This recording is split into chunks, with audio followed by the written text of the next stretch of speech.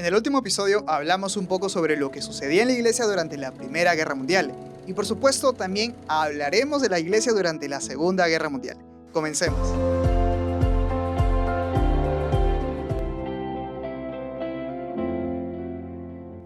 Mientras los nazis tomaron el poder en Alemania por los años 30, la iglesia comenzó a ser muy inspeccionada como por un microscopio. La iglesia nunca fue prohibida o cerrada en Alemania, pero los agentes de la Gestapo frecuentemente supervisaban las reuniones de la iglesia y la mayoría de los líderes de barrio y rama eran constantemente interrogados por la policía sobre la doctrina mormona, sus creencias, sus prácticas y también fueron advertidos de mantenerse alejados de los asuntos políticos.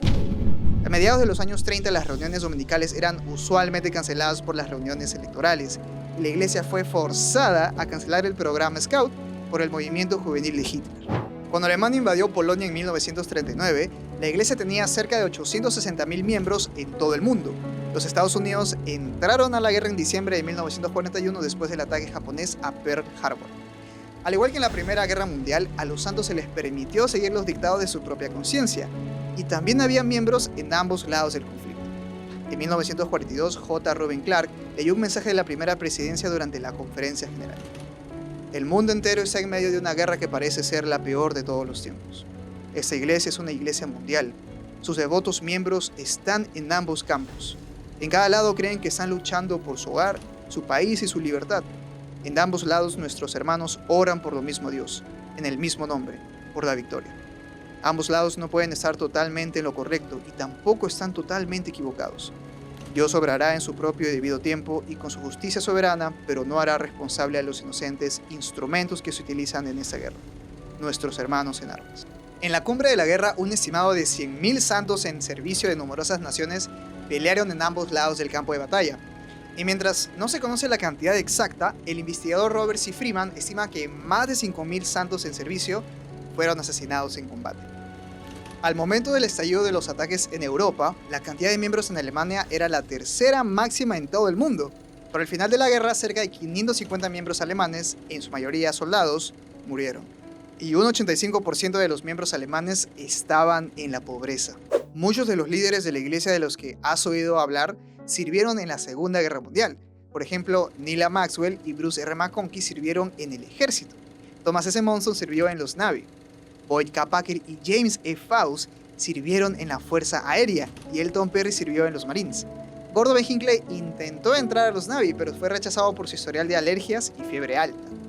El presidente de la iglesia durante la guerra fue Heber J. Grant y 5 de sus nietos pelearon en la guerra. Uno de ellos nunca regresó y solo 2 volvieron con vida. Durante la Primera Guerra Mundial hubieron 3 capellanes miembros de la iglesia. Durante la Segunda Guerra Mundial hubieron 46. El trabajo de los capellanes santos de los últimos días fue indispensable para facilitar el contacto entre la iglesia y sus hombres en servicio. Por supuesto, no siempre fue sencillo para los capellanes mantener el rastro de los soldados santos de los últimos días, por lo que tenían que ser sumamente creativos. Por ejemplo, los capellanes marcaban estos vehículos con las palabras Deseret y un ángel Moroni con la esperanza de que los soldados santos de los últimos días pudieran contactarse entre ellos. Muchos consiguieron hacerlo. Los soldados trataron de mantener sus estudios y reuniones de la iglesia cuando y donde fuera posible. Con tantos jóvenes santos de los últimos días enlistándose en las Fuerzas Armadas, el programa misional de la iglesia disminuyó radicalmente. Mientras que 1.257 misioneros de tiempo completo fueron llamados en 1941, solo 261 fueron llamados 2 años después. Pero al final de la Segunda Guerra Mundial, entre 40 y 50 millones de personas fallecieron. La guerra en Europa terminó el 8 de mayo de 1945 y la guerra en el Pacífico terminó algunos meses después, el 2 de septiembre. Como nota interesante, el presidente Joseph Fielding Smith falleció 8 días después que la Primera Guerra Mundial terminara. El presidente Heber J. Grant falleció solo 6 días después de que la Segunda Guerra Mundial terminara. Le sucedió al presidente George Albert Smith. Durante la guerra, los santos en Alemania y otras partes afectadas por la guerra en Europa se desconectaron de las oficinas centrales de la iglesia en Utah casi en su totalidad. Después de la guerra, la iglesia mandó al apóstol Ezra Taft Benson a restablecer contacto y dar una idea de cómo estaba la situación y las necesidades de los santos. Viajar tan rápido después de la guerra en Europa era una pesadilla diplomática. Pero en las palabras de la biografía del apóstol Ezra, él supo cómo pasar por los problemas, y lo hizo. Entre febrero y diciembre de 1946, el elder Benson viajó más de 61.000 millas, llevando más de 4 millones de toneladas de comida y provisiones para los europeos devastados por la guerra. Esta es una imagen de él en Génova. Elder Benson vio de primera mano los efectos provocados por la guerra: comunidades destruidas, personas muriendo de hambre y frío, y el horrorífico rastro del genocidio.